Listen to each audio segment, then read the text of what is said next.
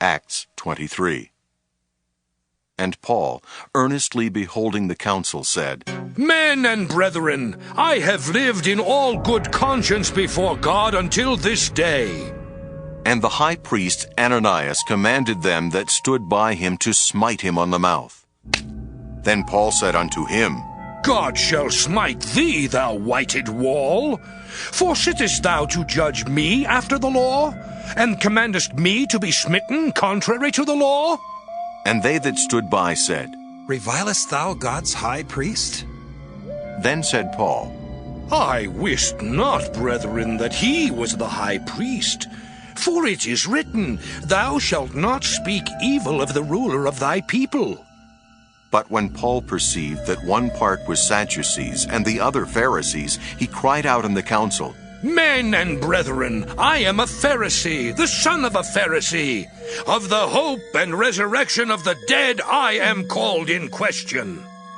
And when he had so said, there arose a dissension between the Pharisees and the Sadducees, and the multitude was divided. For the Sadducees say that there is no resurrection, neither angel nor spirit, but the Pharisees confess both. And there arose a great cry, and the scribes that were of the Pharisees' part arose, and strove, saying, We find no evil in this man, but if a spirit or an angel hath spoken to him, let us not fight against God.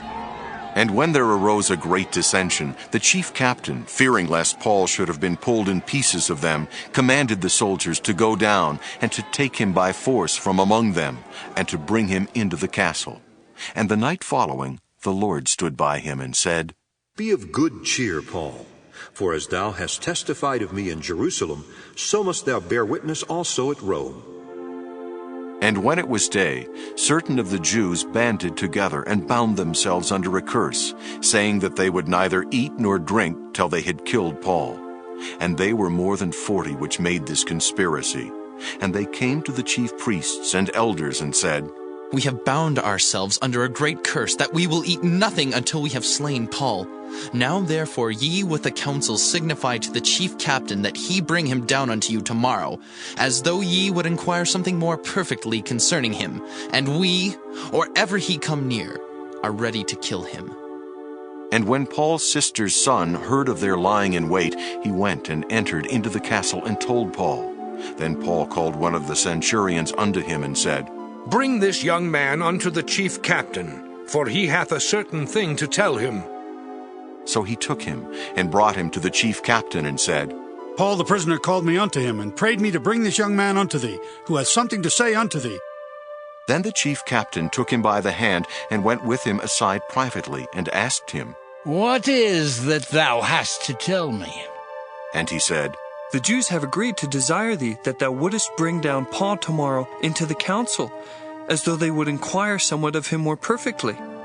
But do not thou yield unto them, for there lie in wait for him of them more than 40 men, which have bound themselves with an oath, that they will neither eat nor drink till they have killed him.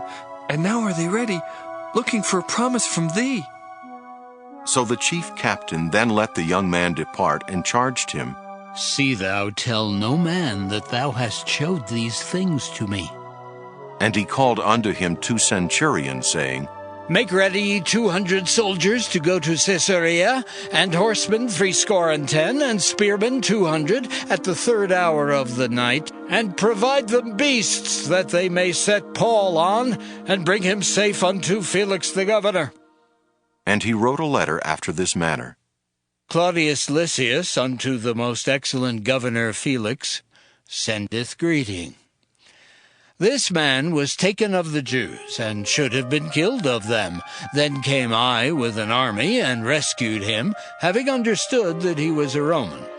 And when I would have known the cause wherefore they accused him, I brought him forth into their council, whom I perceived to be accused of questions of their law, but to have nothing laid to his charge worthy of death or of bonds. And when it was told me how that the Jews laid wait for the man, I sent straightway to thee, and gave commandment to his accusers also to say before thee what they had against him. Farewell. Then the soldiers, as it was commanded them, took Paul and brought him by night to Antipatris. On the morrow they left the horsemen to go with him and returned to the castle, who, when they came to Caesarea and delivered the epistle to the governor, presented Paul also before him. And when the governor had read the letter, he asked of what province he was. And when he understood that he was of Cilicia, "I will hear thee," said he, "when thine accusers are also come." and he commanded him to be kept in Herod's judgment hall.